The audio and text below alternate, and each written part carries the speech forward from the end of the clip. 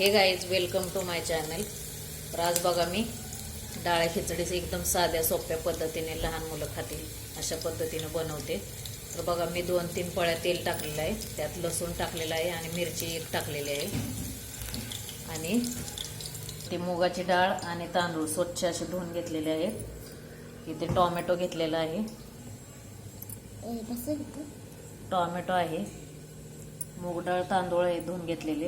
इथे धना पावडर आहे, जिरे आहेत बघा, मोहरी आहे आणि हळद. आता कढीपत्ता आपण टाकणार आहे याच्यामध्ये. तर लसूण बघा कसा लाल झालेला आहे. तर ह्याच्यामध्ये मी जिरे मोहरी पण टाकलेले आहे. तर हे असं छान असं भाजलेलं आहे. तर टोमॅटो पण घेतलेला आहे, एक टोमॅटो घेतलेला आहे. तर हे छान असं सगळं भाजून घ्यायचं चांगल्या पद्धतीनं. टोमॅटो कच्चा नाही राहिला पाहिजे. थोडक्यात वरण कसं आपण बनवतो मूग डाळीचं त्याच पद्धतीने, फक्त याच्यामध्ये राईस टाकायचं आणि हळद आणि धना पावडर मिक्स करून घ्यायची.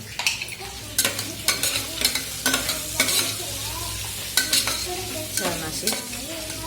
माझ्याकडे आता कोथिंबीर नाही आज ते रेग्युलर, पण आज मगाशीच संपलेले आहे. तर आता डाळ आणि तांदूळ स्वच्छ धुवून घेतलेले आहेत, तर हे टाकायचे ह्याच्यामध्ये आणि असं भाजून घ्यायचं. तर आपण पाणी टाकलेलं आहे आणि चवीप्रमाणे मीठ टाकणार आहोत.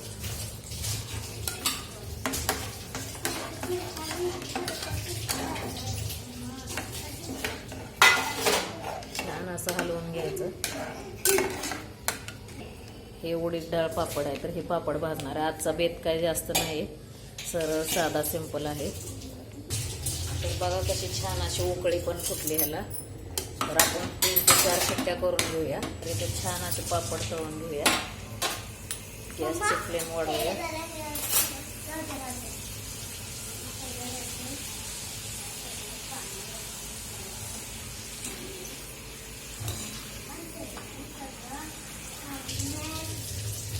तर हे बघा पापड भाजून झालेले आहे. हे बघा कुकरची शिट्ट्या पण होतात आहे, चालूच आहे.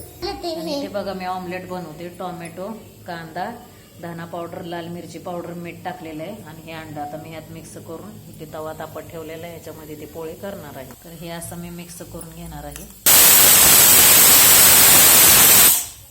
तर थोडंसं तेल टाकून घ्यायचं. तर हे बघा ऑमलेट आहे, असं टाकलेलं आहे. तर हे छान असे पलटून घेतलेले आहे. पण असा विषय आहे की मी काय खात नाही, दिव्यांकासाठी केलेले आहे. इथं आपल्या कुकरचे शिट्टे झालेले आहेत, थंड झाल्यावरती तुम्हाला दाखवते. तर हा बघा अशा पद्धतीने झालेला आहे भात.